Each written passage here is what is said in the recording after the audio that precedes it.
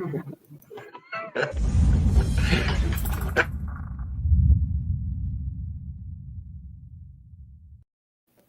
everyone, it's Jim T. Graham with rcgroups.com and flyinggiants.com, as well as hellyfreak.com. I was on there this morning doing some things. I am here with Gator RC, Mike and Ashley. What is going on, guys?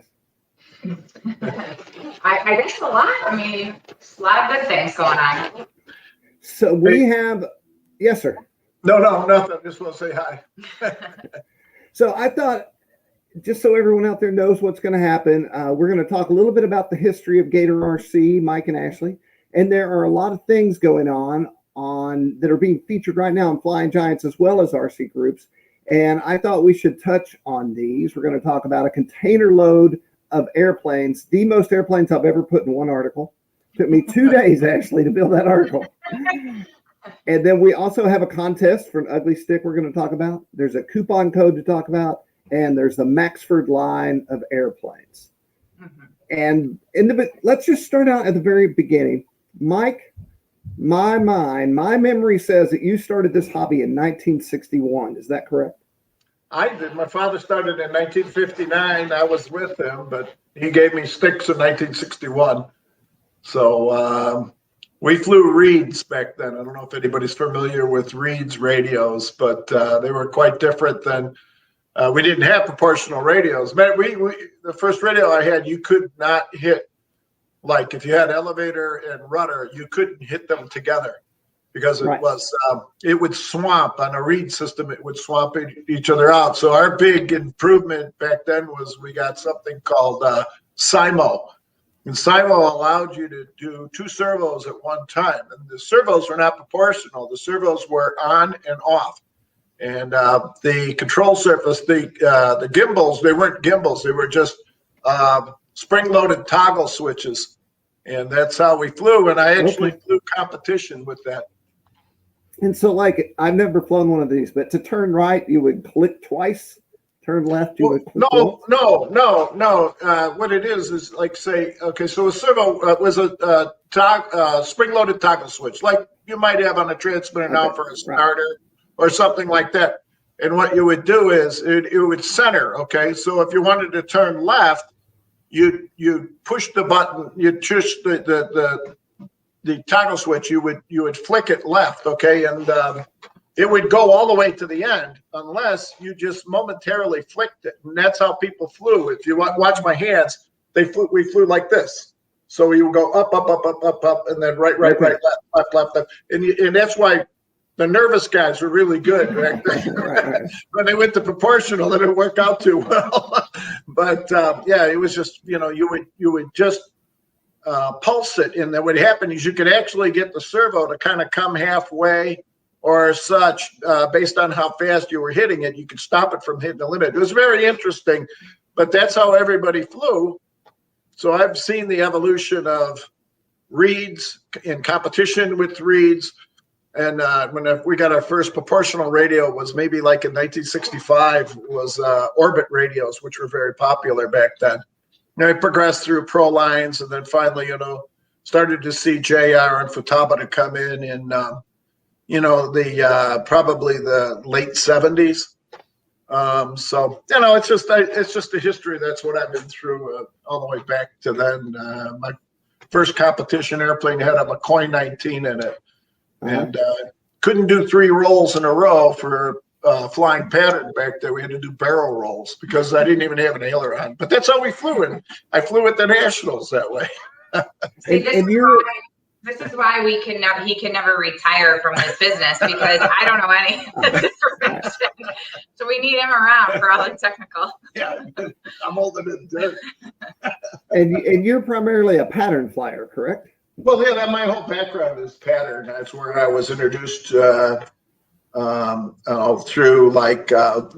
first 4 TOCs that were in Vegas were pattern planes, and I was invited to those.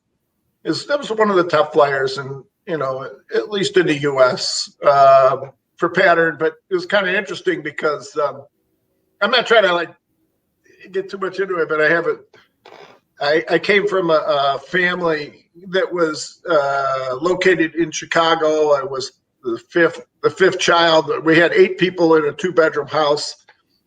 In Chicago, we were not people of great means. Although, you know, we never went hungry. We weren't wealthy or anything like that, but somehow we got into the sport and somehow we scratched by, and we put enough money, my dad and I, to be able to compete. And when you really think about it, we were competing against people like Phil Kraft was a competitor of mine. Wow. And going back in the days, Tony Benetti and Norm Page, these are pattern flyers that people would know was way before like a Chip Hyde or something like that. And Ed Kazmersky, who was who won the first 2 world championships in F3A pattern, was from Chicago, so he was part of my group. Well, you know, we did this with not a lot of money. I had to go work full time, and I was trying to scratch by and fly competitively. It was very difficult, but sure was fun. And so how do you get from there to selling the vast amounts of scale warbirds and other styles of planes that you sell now?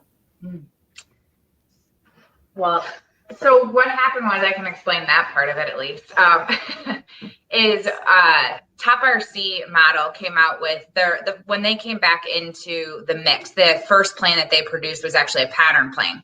So we had owned F3A Unlimited at the time already, and my dad got wind of it, and he called them over there and he said, hey, you're getting a pattern plane. I'm the #1 pattern plane site out there, which F3A Unlimited is very well known in that sector. And so they took a flyer on them. And then once we did that, then they said, all right, well, we've got warbirds. And then we started getting into the warbirds. And when we did that, that's how Gator RC, the website, was actually formed, because we didn't want to put it under F3 Unlimited, which was pattern centric. Right. So we started that Gator site, and then we got into the warbirds and had some good success. And then they said, okay, we're going to do jets now. And so we said, okay, let's do jets. That's not what my wife said. Yeah, that's true. And so then we got all their jets, and then and now we're at a spot with Top RC where we can't even keep them in stock. It's pretty impossible at this point. It's a pretty popular line. They're well known. So, you know, what they add to that is that when we took over management of F3A Unlimited about 10 years ago, and one of the assets as part of the company is we owned the rights to Gator RC, because F3A, the previous owner of F3A Unlimited, had acquired Gator RC because at that time their main business was making parts for pattern planes. So that's why we acquired that company, but we only used it as a parts brand of F3A Unlimited. Well, when we had to spin off the company to change the type of airplanes that we were selling, from pattern planes to warbirds and jets and sport airplanes. And, you know, like for instance, you know, in F3A, you wouldn't sell a gas engine because no one would run one. So we had to, you know, those are the type of products that we had to get into. Well, we already owned Gator RC. So we just spun it into a new website. And, you know, really, honestly, behind the scenes, my wife does most of this. I'm really the salesperson, research and development, and I'm the flyer. But, you know, when a company like ours, you know, really, when you're an e-commerce company, the ability to make a website that's effective, that works, that, you know, works automatically, and to make 2 of them that are, you know, world-class websites, it's a completely different skill set. And she happens to possess that. So we're very lucky. In the team that we have a lot of talents that we can help each other with. And that takes us to Ashley. Ashley, you're a marketing person, a real marketing person, kind of rare. well, one thing, Jim, I got promoted. I'm now the president of Gator RC, not just marketing. Nice. So since we last spoke, that was a huge thing. But yeah. And so you took the skills that you had previously and just reapplied them to Gator. Yep. So I went to school at University of Missouri, and then I worked in the city with some big, large companies down there. Did marketing, did account management, stuff like that. And so I just kind of, at some point, my dad said, "All right, you got to come over and help." So, so now I'm here, happily here. Now, how did the lockdown affect? The last time I talked to you, this had not happened yet. And I was scared to death, you know, how it would affect the industry. And I was seeing companies selling triple what they were selling before the lockdown. Did you guys start running out of stock? Yeah, for sure. I think it's twofold. I mean, I think first of all, the supply is not there as it used to be. So it's made, you know, us run out of things, and that partially is due to people getting back into the hobby and having a renewed interest in it, and really buying like 2, 3, 4, 5, 6 planes and just stockpiling them until they can start building them. But then on the flip side of that, production slowed down immensely coming out of, I mean, not so much out of Vietnam, but definitely out of China. It slowed down pretty drastically. And so we're hopeful that in the next year that'll even out and things will get a little bit faster coming out of there. But yeah, even Seagull model, I mean, things slowed down. And the biggest issue that we run into now that that causes us to have less supply right now is the Can I guess? Oh, I was gonna say balsa supply. No, I mean, that is an issue too. But I would say the thing that's slowing everything down right now is ports. So we have very little predictability on when things are actually going to get here, because we used to, with pretty good science, say, all right, once it leaves, it's 5 to 6 weeks to get here. That is no longer the case, has not been for the entire year. And nobody at this point has said that that's going to clear up anytime soon. But it leaves the factory and it takes 2 months, 3 months. We just had something come from a pattern company called BJ Craft, and it sat on the railway for over a week in Chicago. So there's just that causes issues too when it comes to supply. So yes, the hobby has definitely increased, but I think that also a lot of people are having supply issues because of all the COVID related issues that went on. It's around the world. I mean, for instance, you know, one of our major suppliers is in Argentina, and you know, they really have a significant problem there with COVID. I mean, all in South America and Central America, they're having more COVID problems right now, and you know, their governments are really strict, so they're making people stay home. So we're not getting our normal workforce to build airplanes for us. That's one challenge. The shipping challenge is phenomenal.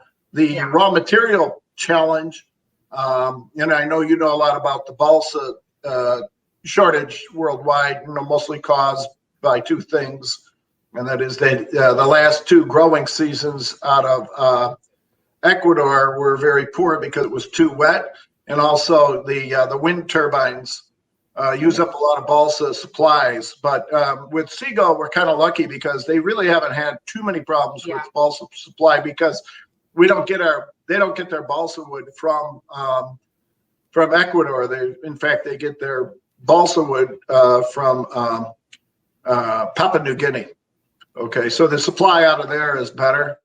So they've done a really good job of keeping it. But one of the kind of like the problems that they're having too is it's very difficult to get light balsa right now. And that's a problem because, you know, people are complaining sometimes about the weight of the airplanes. Manufacturers don't have the ability to select like perfect contest balsa right now that's of the lightest. I know SIG is having a hard time supplying, you know, like especially like say a pattern plane. Okay, we're limited on a 2-meter airplane to an 11-pound or 5-kilo weight limit. Okay, and that's a big airplane to be at 11 pounds. And the problem is we're having trouble getting the balsa to do that. One of the beauties about Top RC, and one of the things that Top RC model has done is very smart and was from day one, was they wanted to eliminate some of the problems with raw materials. So the way that they construct their airplanes being fully composite, okay, is not very dependent upon much balsa at all. Most of it Right. is plywood structure, okay, which is not in short supply. And the other thing that's also unique and an advantage for Top RC model is the way that they do their molds, and the way they lay things up. It's not as labor intensive as building a stick built airplane. Like in Vietnam, for instance, when they build a single model, they have to have it's a ton of labor. Okay, and Top RC, there really isn't hardly as many employees, and they're building really high quality airplanes that are extremely consistent because it's all coming out of the same proven mold. Well, that leads us to, I think, why we started talking again after, I'm going to say the lockdown's kind of over, but it's because you have a container coming. Is it still in the water, or what's the ETA on that thing? Well, so it ported a week ago, and it is on the railway right now, going down to our Texas warehouse. And they just recently updated us that it would probably take a couple weeks on the railway. So, I mean, there was like a couple crashes. I don't know if anyone saw that. Some trains fell over. Who knows? Now they're probably having to reroute through things. I mean, it's comical when you. Well, it's like even like when we shipped from Vietnam into our Houston warehouse, 90% of the time it'll go through the Houston port. Okay, so basically, like, kind of goes up through Galveston into the Houston port, gets unloaded and brought over. But in this particular case, think about this. You heard of the snaggle that happened in the Suez Canal, right?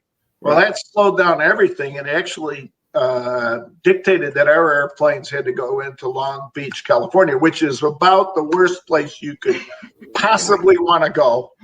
As a matter of fact, our Top RC shipment more than likely now is going to go in through the East Coast, and we're going to take it through the Suez Canal and then through the Mediterranean, which, if you ever want to spend some time and have fun, look at shipping routes and how the whole business of logistics, it's really fascinating. It really is how they move product all over the world. It's one of the world's largest industries, and it really is fascinating. Do you have an app or something that allows you to monitor where your container is? Yeah, you can monitor it on. Yeah, you can monitor it on the water. As long as you have the boat name, you can find out where it is. You'll see that we took one in the last Top RC model. We brought it in through Vancouver, Washington, or Seattle, not Vancouver, Canada, but Vancouver, Washington. And it sat anchored in the water, waiting for a berth to unload or a dock to unload for close to 10 days. And here's the problem. People say, why are prices going up? I'll tell you why. We got surcharged for how long it was sitting anchored. Oh my gosh. Yeah. So in other words, okay, so that ship was supposed to anchor on, just say it was supposed to anchor on the 15th of January, okay? And it doesn't anchor to the 25th, okay? They charge us for that amount of time. Mm-hmm. So it's really unfair. And not only that, just between our container that came in January and our one that'll come in a month or two, it's 25% more now, because they physically don't have enough containers. So like when you're trying to get a container to your manufacturer in China or Vietnam or wherever it might be, your product might be done, but they can't load it into anything because they can't physically get a container over to the manufacturer. There's a huge shortage of them right now. In fact, I read an article that was talking about how the buying of containers is higher than it's been in like 25 years because there's such a supply and demand issue right now with it going on that you can't even get a container to these places to get your product loaded up so I mean, the transportation issues are just, not only are they slowing things down, causing issues with supply, but they're also raising prices like immensely. So there's a lot that goes behind the scenes when we're trying to get all these things here, that we hope that people can appreciate. And I know all of our customers, whenever they call in, they're incredibly understanding when I say, I thought it was this, it's now this, and I'm sorry. And so we're lucky that we have great customers that don't see it as huge issues and they understand. So that's one thing, that's like, you talk about kind of like the fun part of the business, I mean, every business has, some issues, but I tell you, we just have the most phenomenal customers ever. You know what I mean? They are just I swear to God, collectively, this is some kind of group of people to deal with. I mean, Ashley's young, a lot of our, of course, the hobby has an aging demographic, and Ashley's young and she gets a kick out of it. She talks with the customers. She's great with the customers, and I always kid Ashley and my wife when we're doing shipping and stuff like that. And I said, well, take care of that guy's order because he's a really good friend of mine. And they always start laughing, like, how could he be a good friend of yours? This is because I actually know the guy. I know these guys, Right. It's like true. You know how it is, Jim. I mean, you've met everybody in the industry. It's amazing who you don't even know, until they walk up to you and you're like, oh yeah, or avatars and usernames. I can see your face and know your user. It'll just pop in front of my eyes. It's crazy. we're excited we'll be at Kentucky Jets, and then we'll be at a couple of other smaller shows around our area in Michigan and Illinois and Wisconsin and stuff. But I think we're so excited about just getting, I know I am, because I've been talking to I was relatively new when we went to the Best in the West in October of 2019. So I didn't know anyone. I hadn't been on the phones all that long. And now throughout this year, I've talked to so many people, and I'm like really excited to just get to Kentucky and get to meet a lot of our customers and people that I've talked to over and over again. My wife reminds me, I'm on this side of the computer for, 18 years I've been doing this in this little room. And then there'll be an event like a Joe Knoll or something like that. And she says, when you come back from that event, you completely are elevated, because all these people that are just names and words, they walk up to you and shake your hand and you have good conversations. And it really just fills your spirit up with why you're actually doing all this, Yeah, I know, it's true. We would go to the Toledo show, when we were kind of new, and I didn't know a lot about going to shows, or, we were pretty new in business. So kind of feeling it out, understanding how that all works. And I'd see Jim walk by and I knew who he was. I go like, Jim G. Craig, Pro Bowl #1. I tell everybody, that's Pro Bowl. Who's Pro Bowl? He's famous. That's pretty good. Somebody asked me, they're like, now you're notable. And I say it's like being famous at a stamp collector's convention. Well known in that little area that as soon as you walk out the door. Yeah, you dominate a market. So I had a RC company before I did all this called Billy Hell RC. And I had a booth at Toledo. And I had this great idea. This is a story, by the way. And my idea was, what kind of booth could I have that would be weird and different? And, I used to be in the movie business. I was an art director. So I went to a buddy of mine and I found a whole saloon set that was just in the corner. He gave it to me. I rented a truck and I went in and built a saloon as my Toledo trade show booth with a bar. And the beer pools were the names of my airplanes. It was old wood,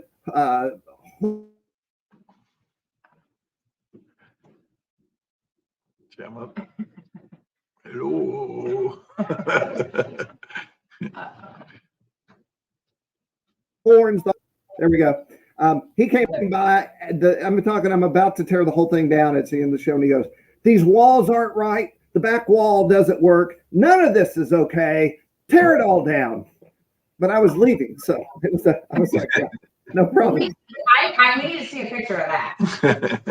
Oh, I've got it. I know where it is. I have built the whole thing in the backyard before. Jim, what year was that? Oh, God. I don't know, man. Let's say 07 or something like that. Yeah, the first Toledo show I ever went to, guess what year? Boy, I don't know. 1973? 62. 62. Wow. Yeah. So, the Toledo show went through phases of craziness that I would never imagine. I went in as a new guy, with a Hobby Lobby. And did you know Bubba Spivey back then? No, I didn't. Well, there were some wild times at Toledo. That's all I have to say. Yeah. Yeah, I miss it. Be honest with you, I really miss the show. The show I really miss, the fun, I think the most fun I ever had at a show year in and year out that we went was the old Ram show, or what became Expo East, Right.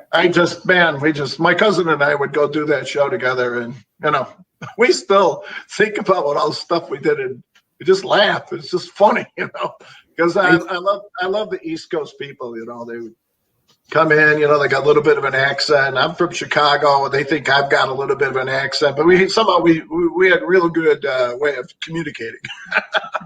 When I was a kid, my dad took us in the Smoky Mountains. I'm from Texas. And I said, are we going to go farther north, Daddy? And he goes, no, Jim T, they won't like us any farther north than this. So the Ram show was the first time I ever went that far north. So let's talk about why we're here, and I'm going to jump over to your site. So we have a lot of features on Flying Giants. Just go to flyinggiants.com, and this is at the top of the forum list. And I thought we'd talk about the containers, since we've talked about it being on the water somewhere. We should see what's in this thing. Yeah. How many models? I think I counted 40 models in this lineup. How many do you think you really have on in that box? 39. So there's 39 different models, and we have about 170 planes that we'll take possession of out of that container. So I can't even wrap my head around being in charge of this many aircraft, not only ordering them and getting them and paying for them, but then, do you have a giant warehouse somewhere? Well, that's an interesting story. We just moved. Well, because the way our business was structured was to have an extremely low overhead in order to survive the low margins that we work with and become. We've talked. I know we've talked in the past. That the formula for brick and mortar is so difficult because of lower margins that we're dealing with. So. When you have a high overhead, that's almost a formula for going out of business. And, right. Our whole approach from day one was to be as low a overhead as we possibly could. But recently, we finally got big enough where we actually acquired a shop. And we have a very beautiful shop that's available now. If local customers want to come over and purchase stuff or see our shop, we do it by appointment now. We've always been by appointment, but we've always had storage. It's just different now because we're all under one roof for the first time. We have a beautiful facility in Lake in the Hills, Illinois, which is it's in northern Illinois. It's about 50 miles northwest of Chicago is where we're located. Gotcha. And as I scroll through these airplanes, is there any a few in particular we want to discuss? Any favorites? Well, they're all nice. Yeah, they're all great. There's some that are already sold out of the container. Yeah. But there's still quite a bit that are left. The Focke-Wulf is one that's always really popular. That was new this last container that we had. So this is the second time that we're bringing that one over. But it's a beautiful. They're all beautiful models. It's hard to choose. Jim, can you scroll down to the yellow biplane? Go back to that. The Buckner, the Buckner. Chugmeister. Yeah. Can you go back, or is that possible? Does he hear us? Jim? Did he freeze? Jim. There you go. Hey, Jim. Oh, there you go. Yes. Okay. So that one is our newest airplane. Okay, it pretty well sold out. It is. Yeah, it's sold out. It's like. I can't wait for it. I haven't seen it, and I just totally stoked about it. I think it's really cool. So the first big airplane I ever owned was a Booker, and the guy that taught me how to fly flew a Booker. What is the wingspan on this guy? 65. Yeah. That's not huge, but it's good enough. About perfect. Not everybody can take a huge airplane. This week I'm going to maiden my my Top RC model Voyager jet. And it's 128 inches long. You know, we got a 140 Swywind turbine in it, turning static thrust 55 pounds, right?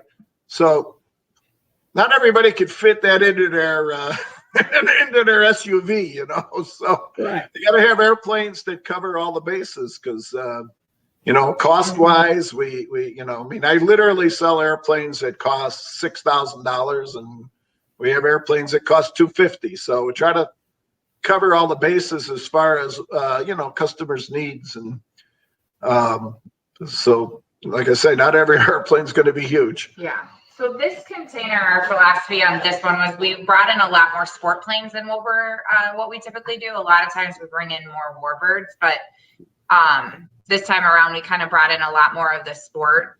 So you'll see like the decathlons and just a lot of like the civilian planes, the Rans. Yeah, I mean, the yaks. shock Cub is really popular. The big decathlons and the smaller decathlons are super popular.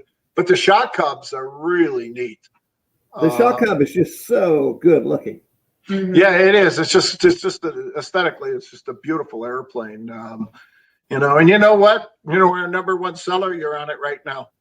You just really ugly stick sticks. You cannot keep sticks in stock. They are so popular. Yeah. This is my second airplane. Was an ugly stick.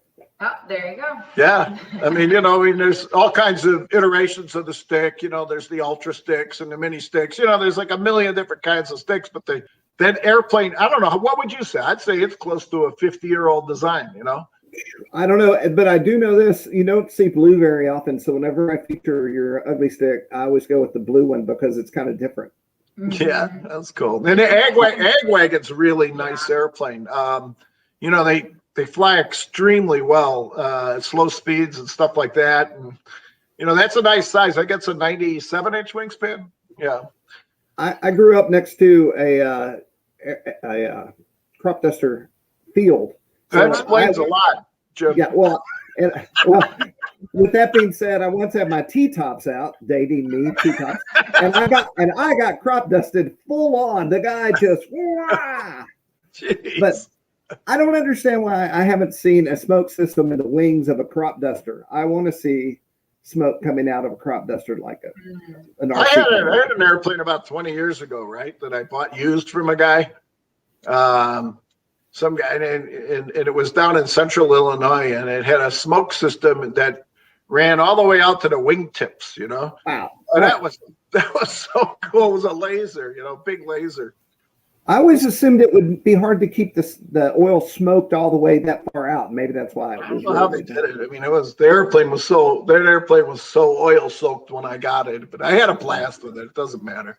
Here's the Shock Cub, man. Just so cool. You know, it's got slats on the front, on the leading edge that are functional. So they, you know, it's an STOL design.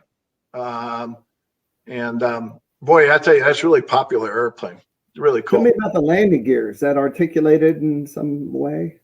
Well, you can jump on it, you know. It's like, oh, by the way, talk about jumping on it.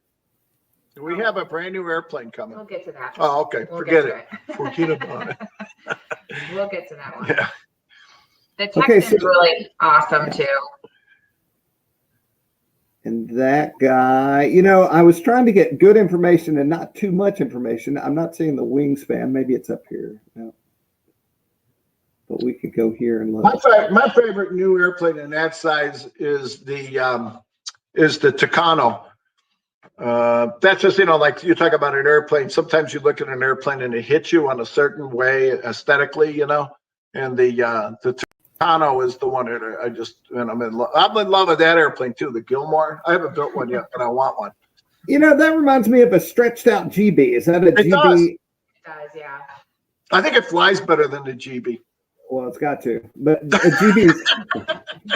GB is also one of my favorites. I've never owned one, but it doesn't look like it should fly. It really does. And then this guy seems to be super popular, the extra. Yeah, that one's brand new, so that's coming over in this container for the first time. So we're excited about that one. Yeah. We'll get those in here. That Yak 54 is our other the third new one that we're bringing over this Right, time. that's the first, yeah, that one, and the Booker, right? Yeah, those Yeah, three. yeah.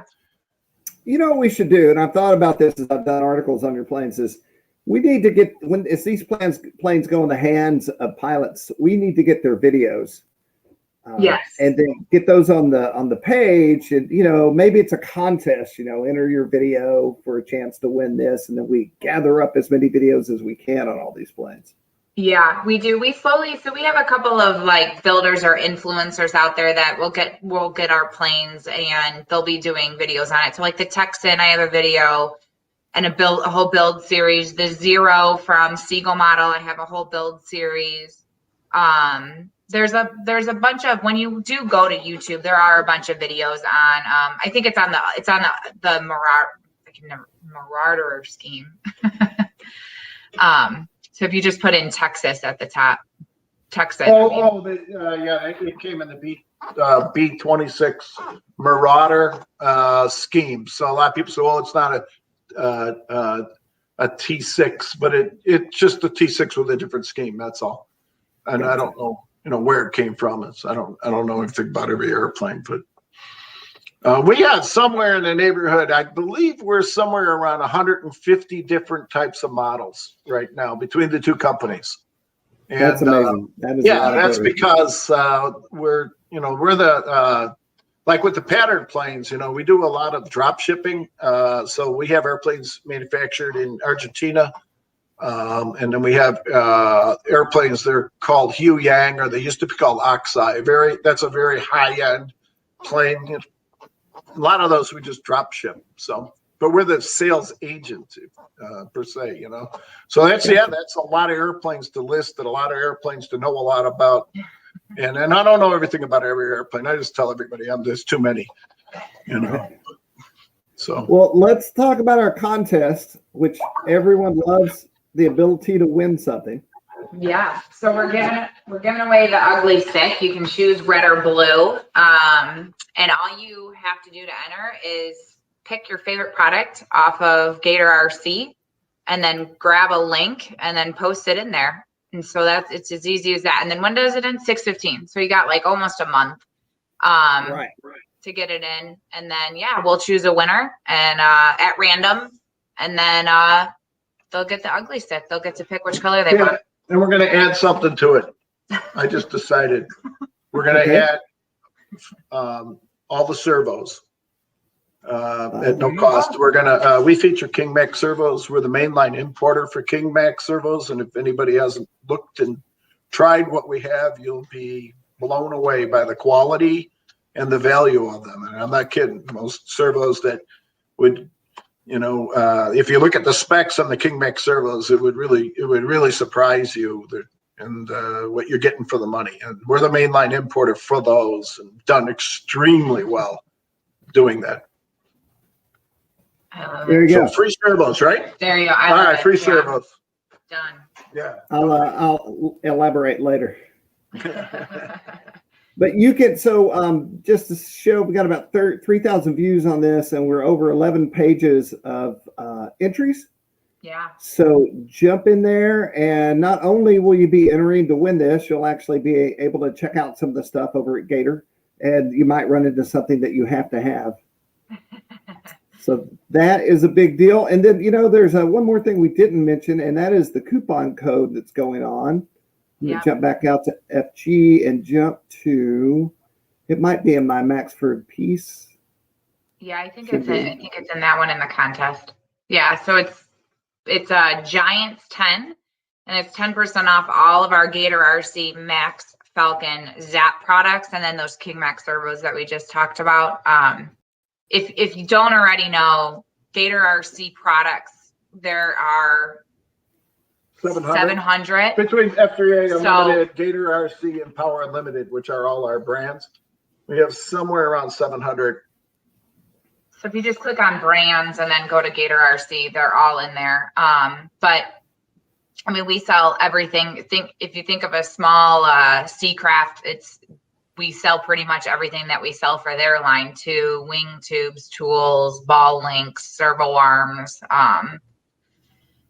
a ton of different things. So there's got to be something for someone. So if you want it, we'll give you 10% off. Just use the code. Gotcha. So let's say you're buying an airplane and you need a bunch of things, you can now get 10% off of the extras that you need from the Gator RC line. Exactly. Yep. Yeah, I mean, we're trying to like, the whole idea, you know, with the hobby and is that, like I said, from a retail standpoint, is like, you know, it's one thing to sell an airplane, but ideally you would sell all the equipment that goes into it, attachment Right. sales. Okay. We live off of that. If we just sell airplanes, it's okay, but it's not what we really had in mind. You know, we'd like to get the whole enchilada, you know? Right. Yes. So I know the Maxford line is sort of new to Gator. Yeah. And there's a few planes you've been featuring, and one is the Fat Albert. Yeah. It's which is gigantic. Yeah. I think it's 103 or 130. I don't know. I don't remember the wingspan. It's big. Now that's an only electric airplane, okay?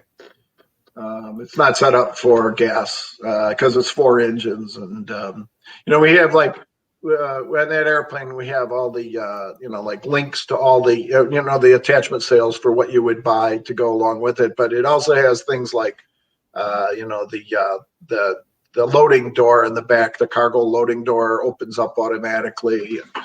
So it's a lot of fun. You can drive your tank up in there if you want to, you know, whatever. You know, and you know, also one of the things we have for electric airplanes that's really cool is the Mr. Sound systems. MRC, yeah. Yeah. Mr. RC, and yeah, Mr. Sound. What do you call it, Mr. Sound? Mr.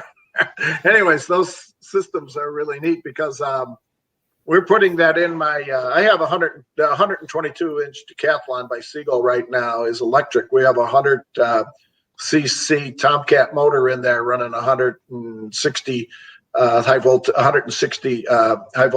Castle ESC in it, and we're putting a sound system into it right now. I'm looking forward to that. Should be a lot of fun. So he just ran an ad with me, and I don't think what I want exists, but I have a giant airplane that is covered in a cow scheme. And I want to be able to moo as I fly by and do low passes. So I'm going to hit him up and say, can we take one of your units and make a moo, load in a moo sound? Because that would be awesome. Sure, why not, you know? So one of the things to highlight with the Maxford products, we're getting a large container full of a brand new plane that hasn't been over here yet from Maxford. It's set to leave the factory in June, so it should be here probably like July or August. But if you keep scrolling down, there's a little bit of a preview on it on that PDF that's attached in there. But it's an Antonov AN2, and it's we're gonna have it available in 2 different schemes. The photo is like one of the first prototypes, so it's not won't look exactly the same, but we've got kind of a snazzier, I would say, red and white scheme, and then a really cool blue and white scheme. But we're really excited about this one. It's going to be, I think it's going to be extremely popular. We're set to get our guy that builds them for us and does all of our build series. He's going to get one, and so you get to see it that way. But this hasn't been in the market yet, so we're excited to have it. Gotcha. Yeah, we've been working on it for over a year. And I know the AN2 is a very interesting airplane. If anybody wants to do some research, go on Wikipedia or something like that and see what this airplane does. But it's still in service, flown commercially, a lot for. Well, they do a lot of crop dusting with it, and they do a lot of short hop cargo. It's a fascinating airplane, and anybody who wants to know anything about like the Antonov airplanes, I mean, you know, they have the world's largest airplane. Antonov makes I don't know, it must have 8 engines on it. I've seen it. It's unbelievable. But I find it's going to be a nice little addition to our lineup. We'll have to do a whole feature on it when you get your yeah. We will. We're going to have. one of our builders. Just plain crazy. Yeah, just plain crazy. Brendan McCormick. The guy's phenomenal. He does the most comprehensive videos and building threads. Well, he'll be right off the get-go. He'll be building one for us online, and we're really excited to work with him. I think it's been really good for our company when he does videos and stuff like that. Our sales of that particular product skyrocket. So, yep, it's almost tactile. You know, you've got to see it and see somebody be around it. Yeah. To really get a feel for it. Yeah, the videos, like you said earlier, the videos really help of any sort of plane. I think when you can see someone, like you said, touching it and talking about it and moving the parts around, it just helps immensely. The pictures are good, but videos are way better. So we have the Newport 28. Yeah, that one's a beautiful one. It is. I love old bikes. I've never had one like this. And then this guy, I would call this a monstrosity. This is quite. What is the wingspan on this big boy? Here, you know what's interesting about this one though is it actually fits into a compact car. Our rep with Maxford, I had at one point put that it was a 2-piece wing and easily disassembled, but it's actually not super easily disassembled. But what he ended up sharing with me was this like a completely compact car, and it had the plane in there. He's like, you don't even need to disassemble it. That's what's so great. You can just leave it assembled, throw it in your little Nissan Sentra, and get to the field, pop it on, and go. So it's pretty cool. This would be the kind of thing to take to Seth or something like that if you really wanted to stand out, you know? Yeah. That's the owner of Maxford is Richard Sang. It's a very interesting guy. He really likes to do unusual airplanes, and you know, he puts a load of work into getting the airplanes designed, tested, so they don't go to market until they're really ready. And I just find him to be a really talented source, and we're really we feel really privileged to have the ability to market his airplanes. Awesome. Well, there is so much that we had to talk about today, from the containers, 39 airplanes that are going to show up, the contest, the coupon code, and the whole Maxford line. And if you want to go check this out, you're watching the video, you're listening, just go to Flying Giants at the very top, and you'll see the Gator RC content.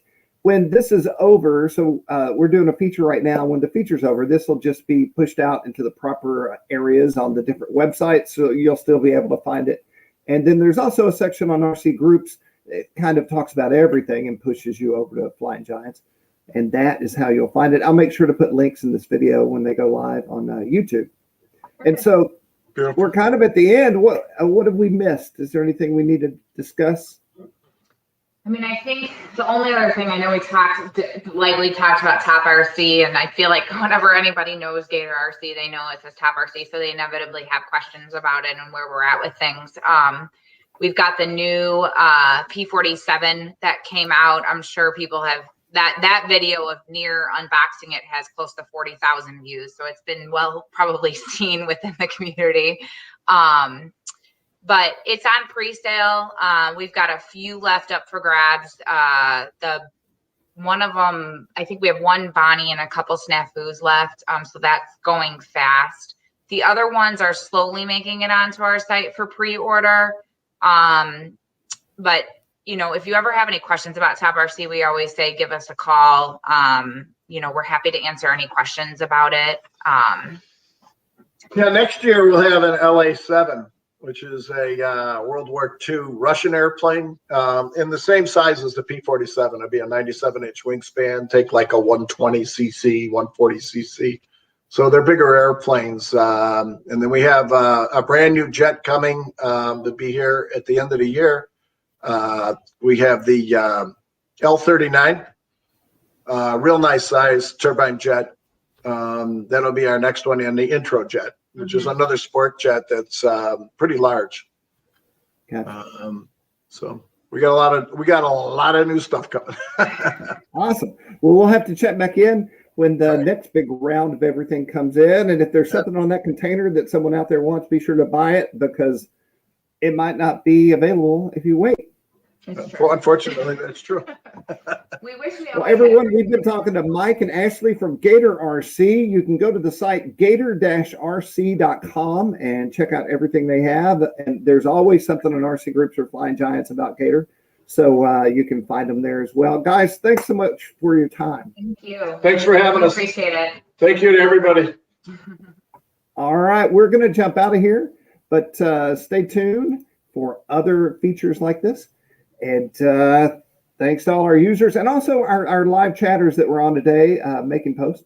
I'm Jim T. Graham with RC Groups talking to Gator RC, and have a great weekend. Thank you. Thanks. Bye-bye.